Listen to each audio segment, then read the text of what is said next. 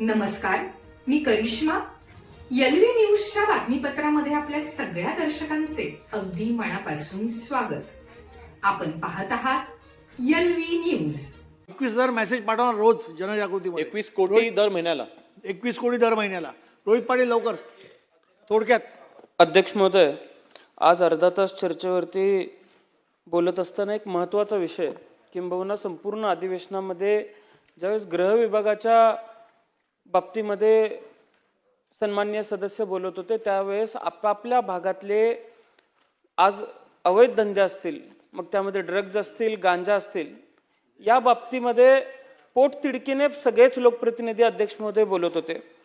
आज अर्धा तास चर्चेला तासगाव, कवटेमंकाळ, सांगली जिल्हा यामध्ये जे अवैध धंद्यांचं रॅकेट अध्यक्ष महोदय अस्तित्वात आहे, आणि कधी कधी अध्यक्ष महोदय खरं तर पोलीस विभागावरती माझं मनापासून प्रेम आहे. त्यांच्या अडचणींसाठी आत्तापर्यंत साधारण मग हाऊसिंग असेल किंवा इतर गोष्टी असतील, या बाबतीमध्ये अनेक वेळेला आम्ही अध्यक्ष महोदय प्रश्न उचललेला आहे.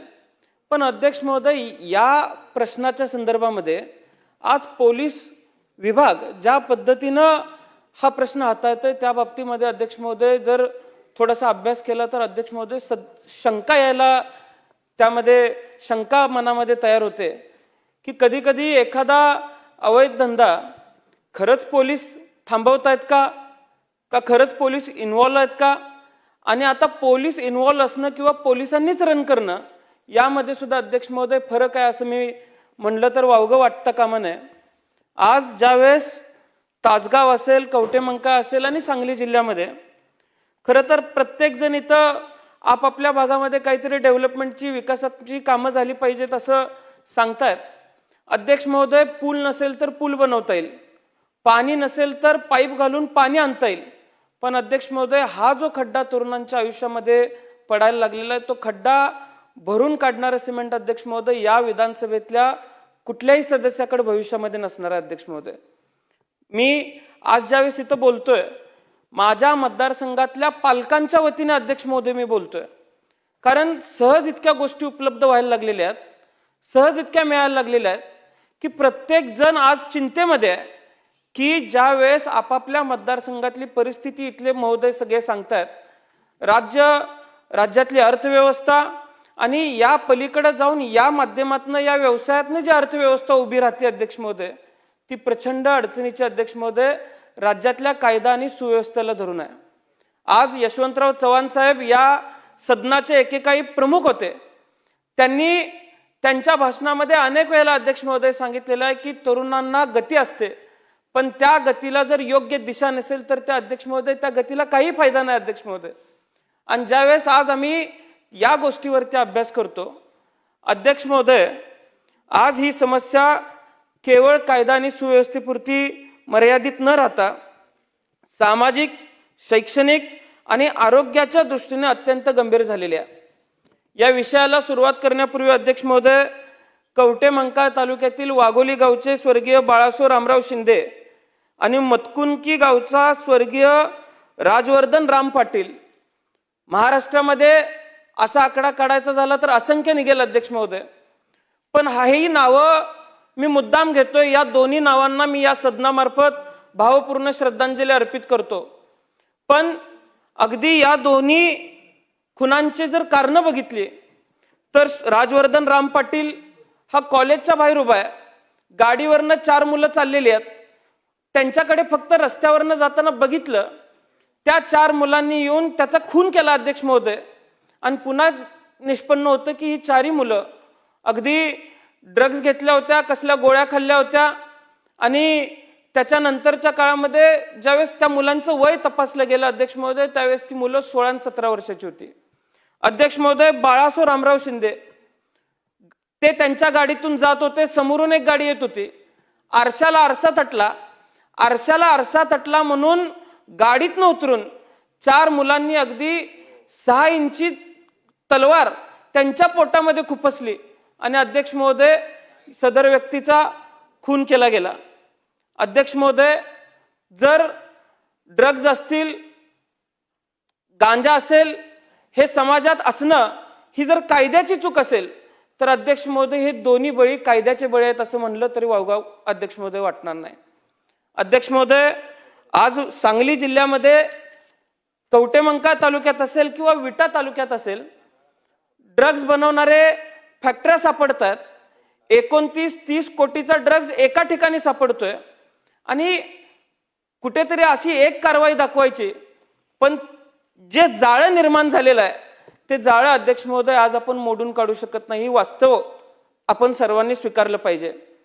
गृहमंत्री महोदय असतील, मुख्यमंत्री महोदय असतील, अगदी त्यांनी नो टॉलरन्सची भूमिका स्वीकारली असेल, पण तो नो टॉलरन्स किती जरी कारवाया केल्या तर तो नो टॉलरन्स दिसत नाही अध्यक्ष महोदय. हे वास्तव आज आपल्याला सर्वांना स्वीकारावं लागणार आहे. तासगावमध्ये मेफेड्रॉन म्हणजे MD ड्रग्ज अध्यक्ष महोदय आपण म्हणतो, याला सांकेतिक स्वरूपात ज्यावेळेस एखादा मुलगा मागायला जातो त्यावेळेस त्याला म्याव किंवा MD म्हणलं जातं अध्यक्ष महोदय.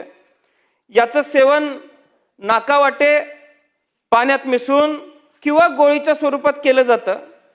शरीरात गेल्यानंतर हा पदार्थ मेंदूमध्ये डोपामिन किंवा सेरोटिनिन यांच्यासारख्या रसायनांचे प्रमाण अचानक वाढवतो आणि या व्यक्तीला काही काळासाठी तीव्र उत्साह अध्यक्ष महोदय निर्माण होतो. भारतामध्ये अशा अंमली पदार्थांचं उत्पादन, विक्री व सेवन हे NDPS कायद्याअंतर्गत गंभीर गुन्हा मानला जातो.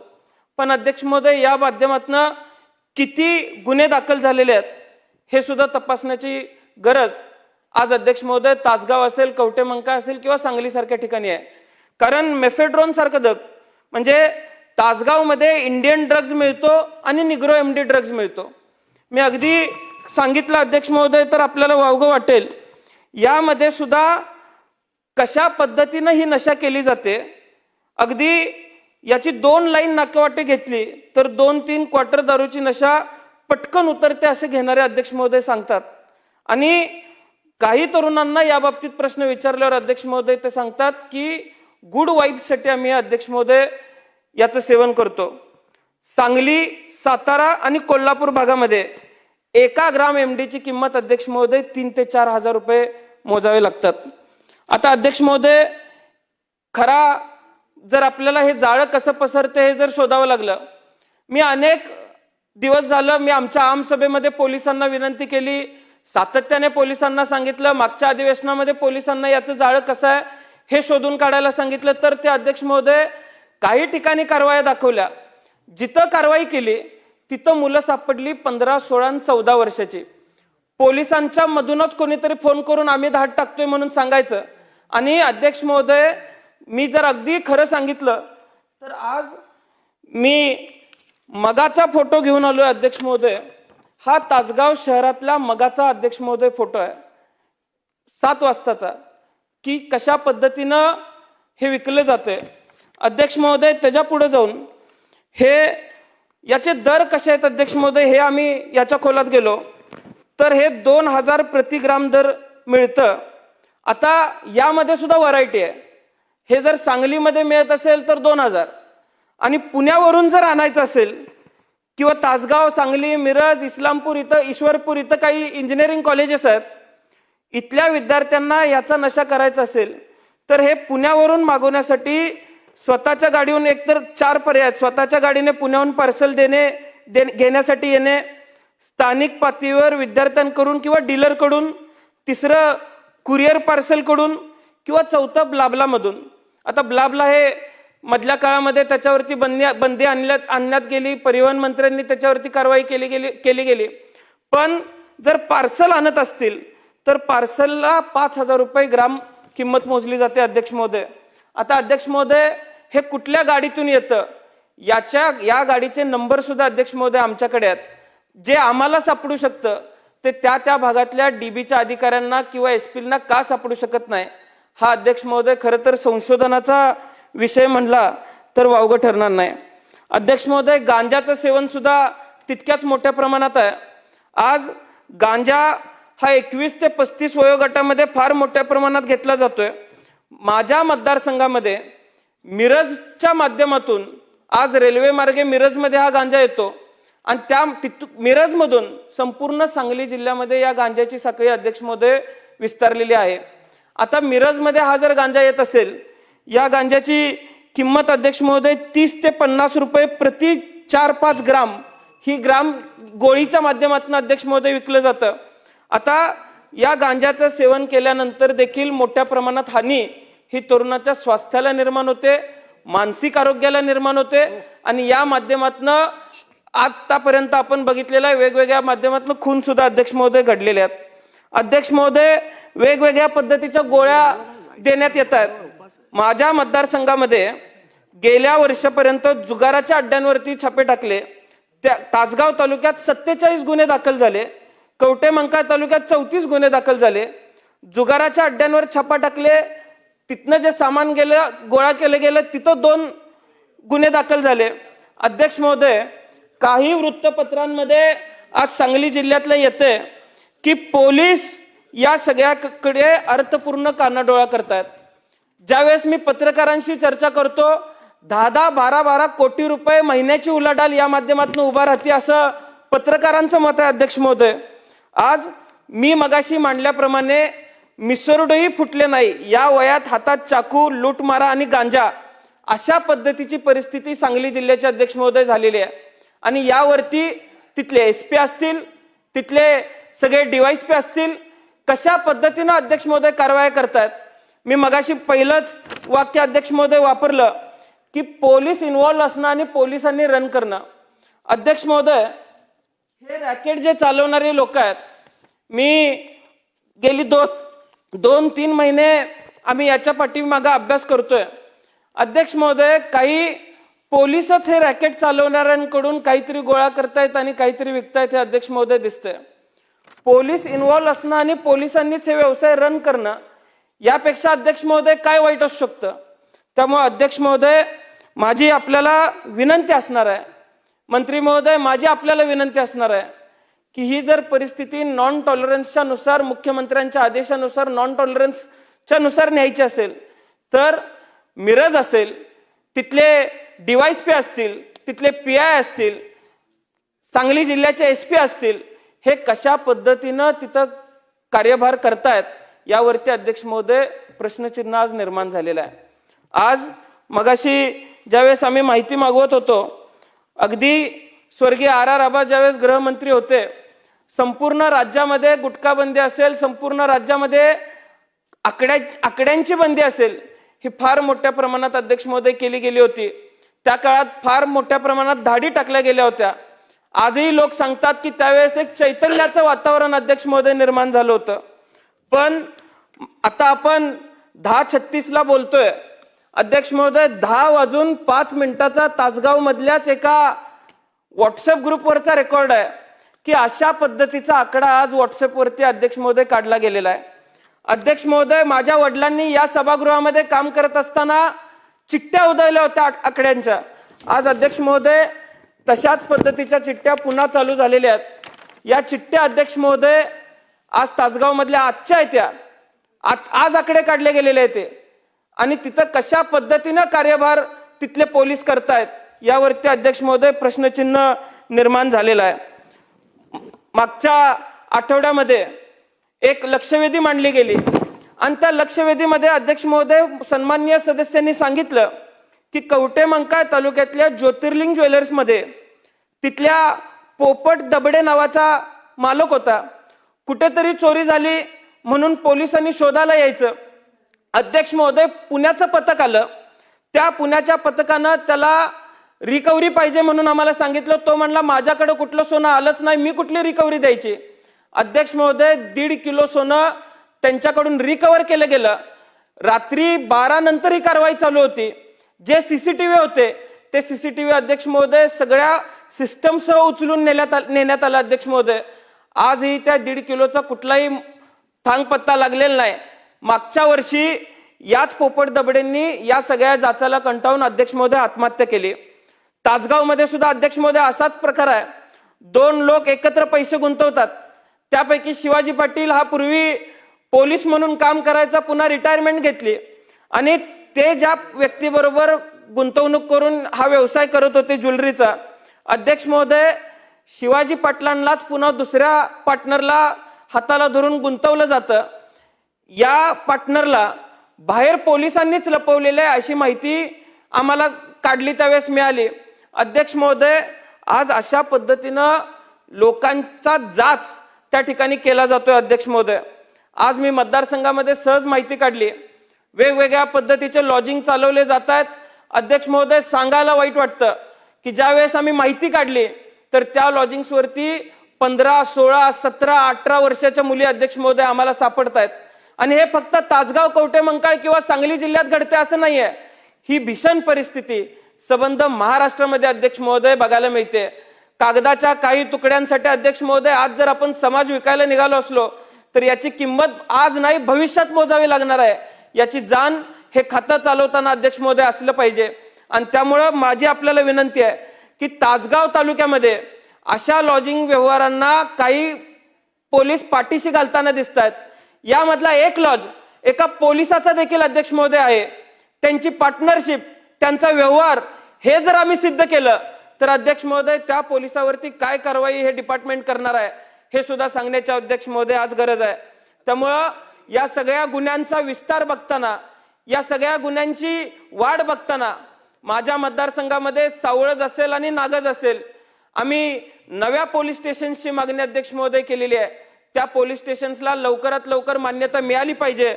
आम्ही तिथला सुधारित क्षेत्रफळाचा व लोकसंख्येच्या अनुषंगाने जो नवीन प्रस्ताव आहे तो प्रस्ताव मागवून घेतलेला आहे. त्या प्रस्तावाला तात्काळ आपण मान्यता देऊन या गुन्ह्यांवरती कडक पद्धतीने निर्बंध आणण्यासाठी आपण प्रयत्न करावेत. सदरक्षणाय खलनिग्रहणाय या पद्धतीने समाज व्यवस्था चालली पाहिजे. त्यासाठी पोलिसांनी जीवाचं रान केलं पाहिजे, हीच भूमिका आमची आहे. आणि समाज व्यवस्था एका चांगल्या दिशेने गेली पाहिजे, हीच भूमिका आज एक तरुण सदस्य म्हणून अध्यक्ष महोदय आम्ही मांडतोय. त्यामुळं या सदनाने हा विषय अत्यंत गंभीर पद्धतीने घेतला पाहिजे, एवढीच विनंती मी अध्यक्ष महोदय आज या ठिकाणी करतोय. अध्यक्ष महोदय, सन्माननीय सदस्य रोहित पाटील यांनी सांगली जिल्ह्यामधील आता प्रश्न होणार नाही, नार्कोटिक्सच्या- अर्ध्यापेक्षा जास्त वेळ घेतला त्यांनी. नार्कोटिक्सच्या बाबतीमध्ये मंत्री महोदय, त्यांच्या ज्या शंका आहेत किंवा त्यांनी जे ते प्रश्न उपस्थित केलेत किंवा त्यांच्या चर्चेमधून सांगली जिल्ह्यामध्ये अंमली पदार्थांच्या बाबतीमध्ये पोलिसांवरती आणि ती साशंका त्यांनी इथे उपस्थित जी केलेली आहे. अध्यक्ष महोदय, अंमली पदार्थ ही समस्या ही महाराष्ट्रापुरतं किंवा आज भारतापुरतं ही सीमित न राहता आपल्याला माहिती आहे की सर्वात जास्त गुन्हेगारी या जगामध्ये ही अंमली पदार्थांच्या बाबतीमध्ये होते. अशा वेळेस महाराष्ट्राचं पोलीस विभाग याच्यामध्ये कशा पद्धतीने कारवाई करतंय? माननीय मुख्यमंत्री महोदयांनी मागील 5 ते 6 वर्षाच्या मध्ये केलेल्या कारवाया, माननीय मुख्यमंत्री महोदयांनी आजपर्यंत जे निर्देश अंमली पदार्थांच्या बाबतीमध्ये दिलेले आहेत त्याची अनेक वेळा घोषणा ह्या सभागृहामध्ये झालेली आहे. अध्यक्ष महोदय, यामध्ये सांगली जिल्ह्याच्या बाबतीमध्ये रोहित पाटील यांनी जो प्रश्न उपस्थित केलाय, नक्कीच त्यांच्या वडिलांच्या कार्यपद्धतीचा देखील त्यांनी इथे उल्लेख केलाय. आपल्या वडिलांनी महाराष्ट्राचे गृहमंत्री म्हणून काम पाहिलेलं आहे आणि अतिशय उत्तम, त्यांना आम्ही आदर्श म्हणून आजही त्यांना समजतो आणि मानतो.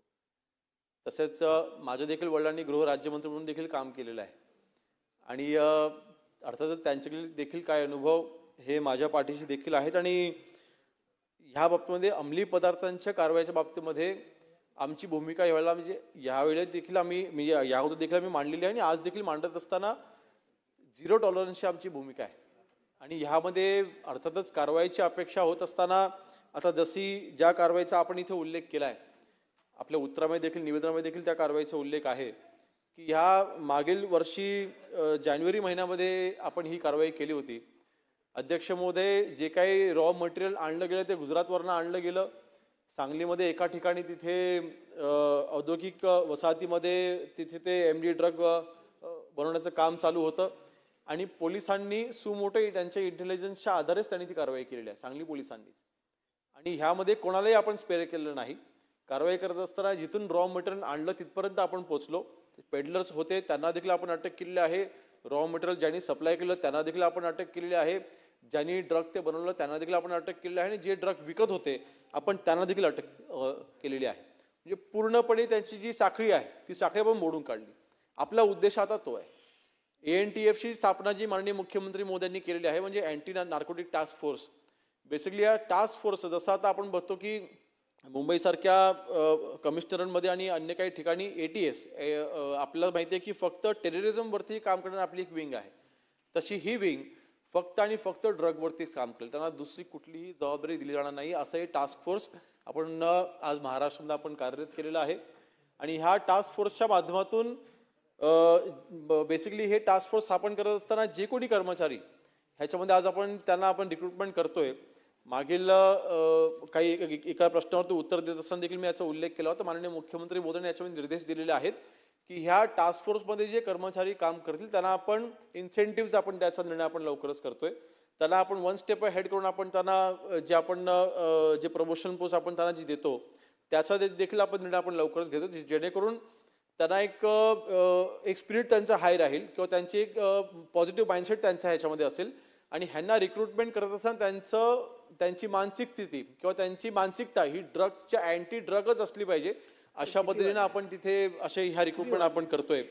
आणि अध्यक्ष महोदय, ह्या सर्व कारवाई होत असताना अर्थातच 2 महत्वाचे निर्णय आपल्या सरकारने घेतलेले आहेत. त्याच्यामध्ये आजपर्यंत नार्कोटिक्समध्ये आज आपण जी काही कारवाई आपण करतो NDPSच्या अंतर्गत आपण ह्या कारवाई आपण करतो आणि अतिशय कडक कायदा आहे. परंतु त्याही पेक्षा पुढे जाऊन जो आतंकवाद्यांना आपण जो कायदा लागू केला मखोका, जे आतंकवादी कारवाई जे करतात तशाच पद्धतीच्या अध्यक्षमध्ये मला संरक्षण द्यावं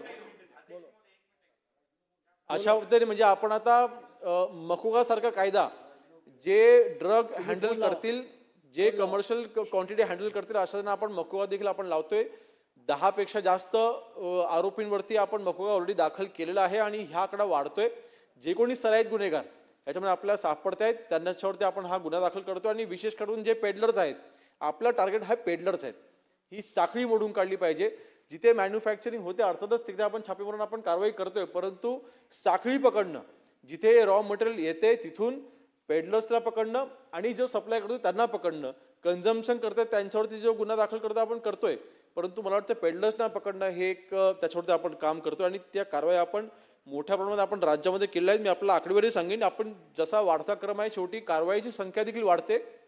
2024ला जवळपास 15,400 गुन्हे आपण दाखल केले होते आणि जी अटकेंची जी संख्या होती जवळपास ती 16,000च्या दरम्यान होती.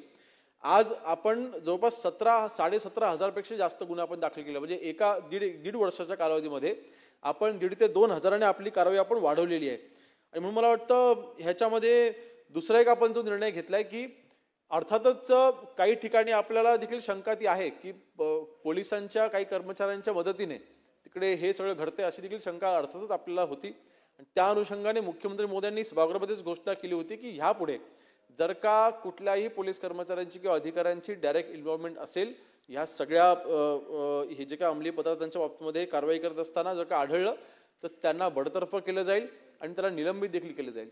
तर आपण आजपर्यंत 15 पोलिसांना कर्मचाऱ्यांना आपण बडतर्फ केलेलं आहे सेवेतून आणि 10 पोलिसांना आपण तिथे निलंबित देखील केलेलं, आपण कारवाई देखील केलेल्या आहेत.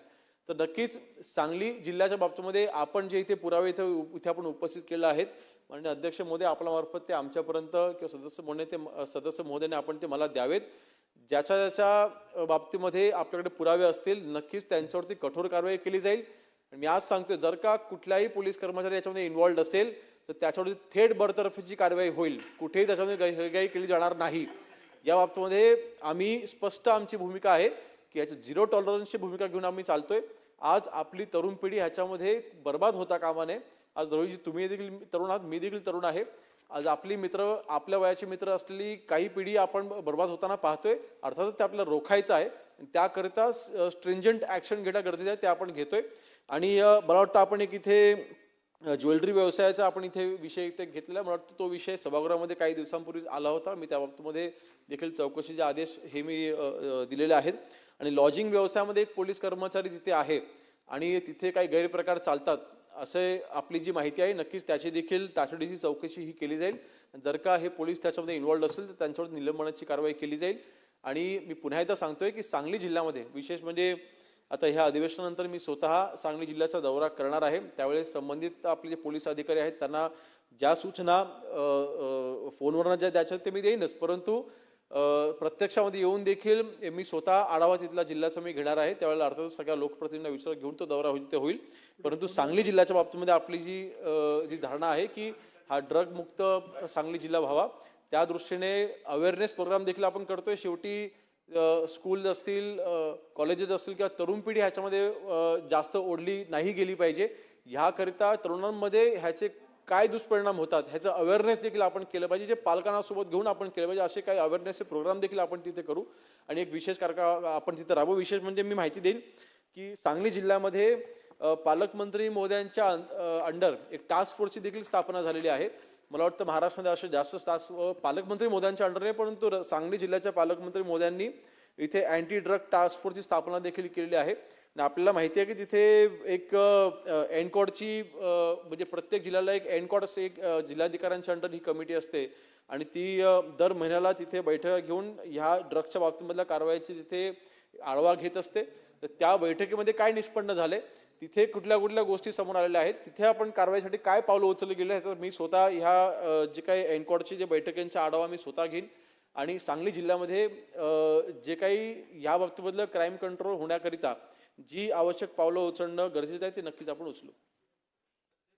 प्रश्न विचारा. सिंगल प्रश्न. मध्ये सदर कार्यवाही करण्यासाठी किती काळ लागणार आहे हे अध्यक्ष महोदय स्पष्ट होणं आवश्यक आहे. आणि त्याचबरोबर जे इन्व्हॉल्ड असतील, मग डिपार्टमेंटमधले असतील, अध्यक्ष महोदय माझी एक विनंती असेल की यामध्ये अशा गुन्हेगारांना किंवा पेडलर्सला राजकीय संरक्षण जरी कोण देत असेल तरी त्यांना सुद्धा या गुन्ह्याअंतर्गत त्यांच्यावर देखील गुन्हे दाखल करावेत अशी विनंती अध्यक्ष महोदय मी आपल्याला करेन. आणि इन्व्हॉल्वमेंट असणाऱ्या पोलिसांची थेट बडतर्फ करण्याचा आदेश तुम्ही किंवा निर्णय तुम्ही घेतलेला आहे, त्याबद्दल देखील मी तासगाव आणि कवठेमंकाळ तालुक्यातील आणि सांगली जिल्ह्यातील सबंध पालकांच्या वतीने मी आपले आभार मानतो. मंत्री महोदय. यामध्ये टाइम फ्रेम अर्थातच ही सातत्याने होत असलेली कारवाई आहे, मग ह्याच्यामध्ये टाइम फ्रेम आपण कुठल्या नक्की करू शकत नाही. परंतु ह्यामध्ये आता अर्थातच कोणाच्या राजकीय अभावापोटी जर काही तिथे गुन्हे घडत असतील तर नक्कीच तपासामध्ये ते देखील समोर येईलच.